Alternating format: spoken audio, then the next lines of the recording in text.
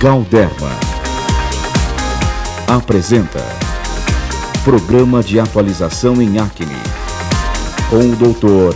Harald Golnick.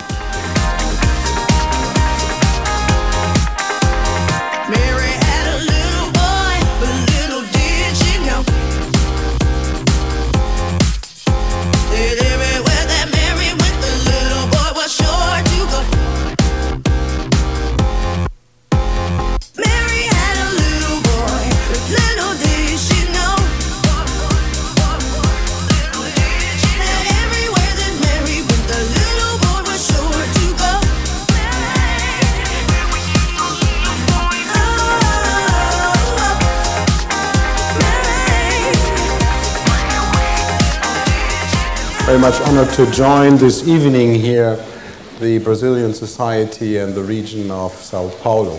When we go now to the topical treatment, we always have to consider that we treat at least two pathophysiological factors.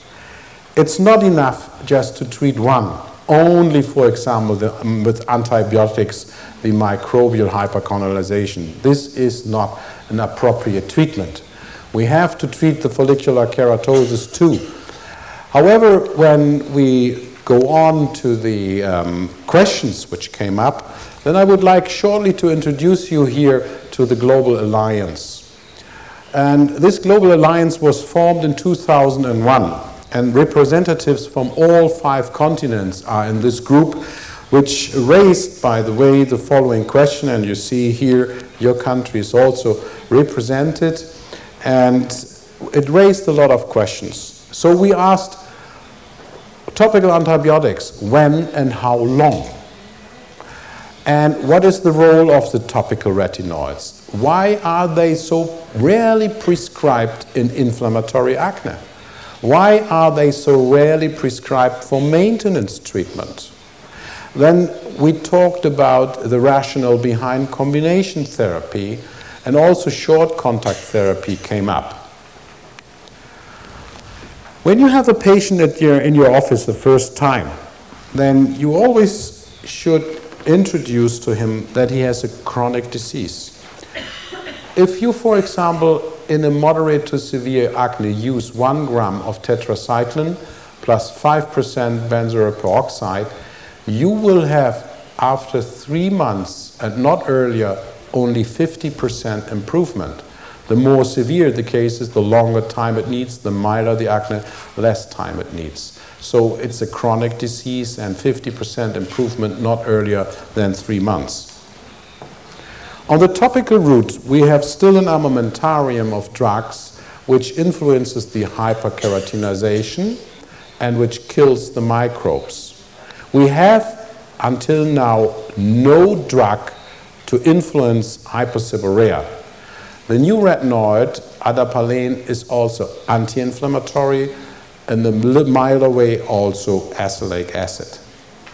And the retinoids belong to the steroid superfamily, and they have natural receptors to which the retinoids bind, and that leads to gene transactivation, which finally influences proliferation and differentiation of keratinocytes and sebocytes.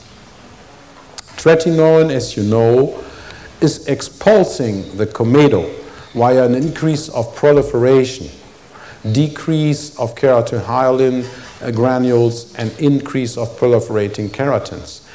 Adapalene, the 3rd generation retinoid, is doing the same, however, in addition, is anti-inflammatory.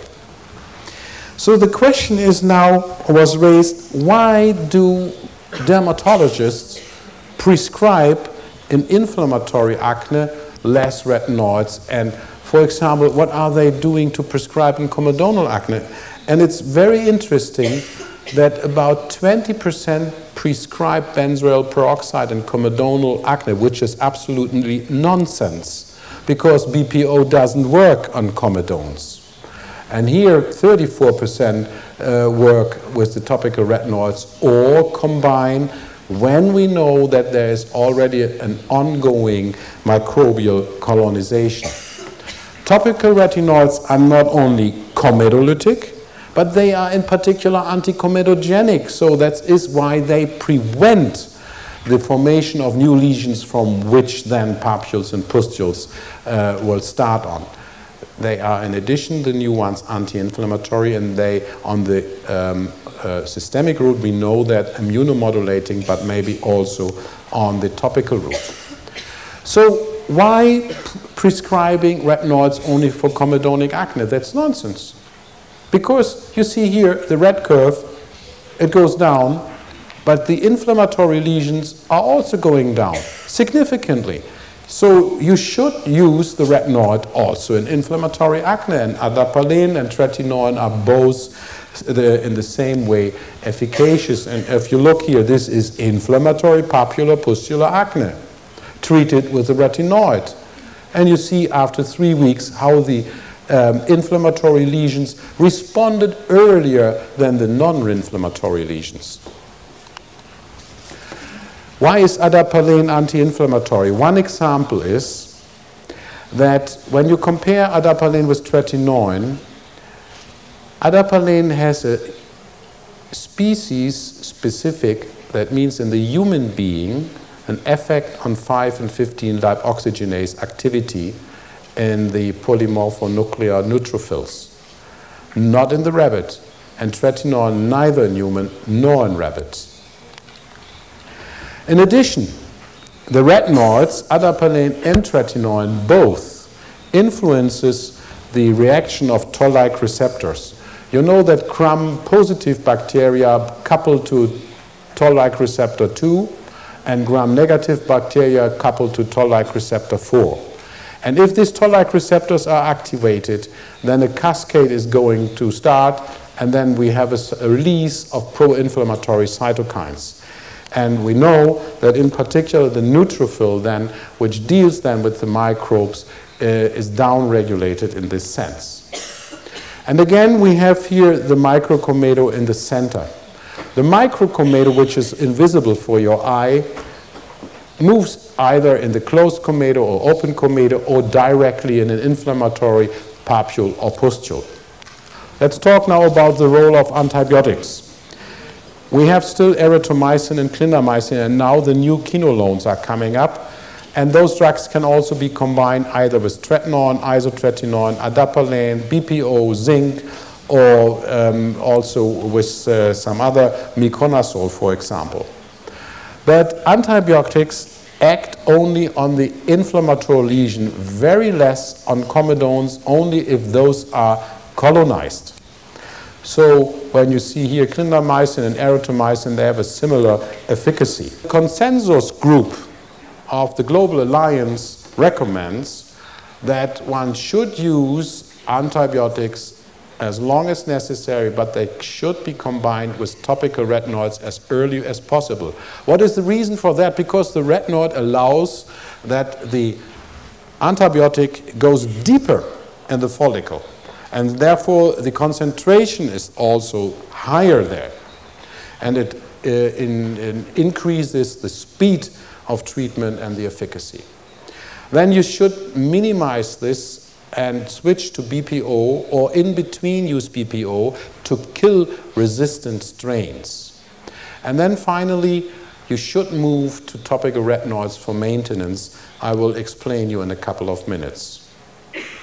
BPO is still the gold standard. It works with 2.5% up to 10%. But 2.5 and 5 is enough compared to 10, and 10 is more irritating. You can use 10% on your shoulder, on the back and chest. So it's mere antibacterial. It rapidly destroys P. acnes, but it has no effect on the comedo in the deeper part. It has only a little comedolytic effect on the orificium of the follicle. There are combinatory drugs on the market. They lead to a rapid response and decrease of P. acnes counts. However, it does not reduce the comedones in a sufficient number, and it does not prevent the development of new microcomedones. Therefore, it's not recommended for long-term use. So benzoyl peroxide is good for mild to moderate inflammatory acne, should be combined as early as possible, twice daily, low strength and sensitive skin in very young ages patients, and you can use higher concentrations and wash solutions for chest, shoulders, and back, even 10%. Furthermore, antibiotics makes a sense when you have wide open comedones, in particular also in the elderly, which are then colonized. Then it really makes sense that you combine the retinoid, which is the first choice, with BPO or with an antibiotic. And if you combine, you see, the combination is highly significantly better than the clindamycin alone. So this is really an enhancing effect. So topic combination therapy in mild to moderate acne accelerates the onset in degree, stop the antibiotic after 4 to 6 weeks and switch to BPO or azelaic acid, and then go to maintenance treatment. What happens now to the microcomedo when you stop retinoid treatment? That's easy to show here. Here are the counts of the comedo. So you have a slow effect on the comedo beginning, but then there's a hangover effect. Later this curve goes up. The microcomedo is immediately influenced, but when you stop, it's immediately built up again. So it's logic that we go on to treat for maintenance, to prevent the new formation. So this is in the center which we have to treat. And this treatment with retinoids on the microcomedo is dose dependent. I will introduce you very shortly 3 studies on maintenance treatment, very short. This is a Chinese study comparing clindamycin and with clindamycin plus adapalene for 12 weeks. And then they were followed after 12 weeks. One group received adapalene, the other group received nothing. And you see, in those which got nothing, you have a relapse, but you have, with the continuation of the retinoid, a further improvement of non-inflammatory and inflammatory lesions. And this was also shown in the American study, in which they got doxycycline plus adapalene versus doxycycline plus vehicle. 16 weeks extension phase, and you see continuous effect by prolongation of maintenance treatment, relapse with the vehicle alone.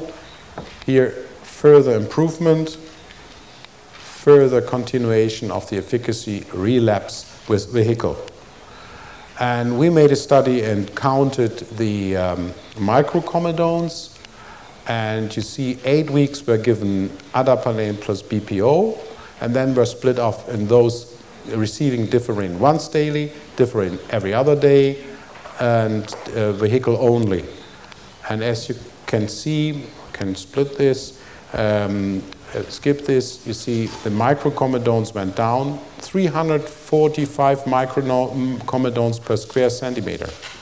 Going down, vehicle recurrence and once daily and twice daily have a further improvement of the acne.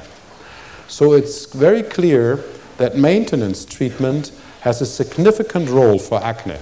It continues improvement, it reduces relapse and recurrence, it may also enhance patient compliance. And it has an additional effect on skin pigmentation, in particular post-inflammatory hyperpigmentation, and it also helps to reduce superficial scarring. All in all, this group, the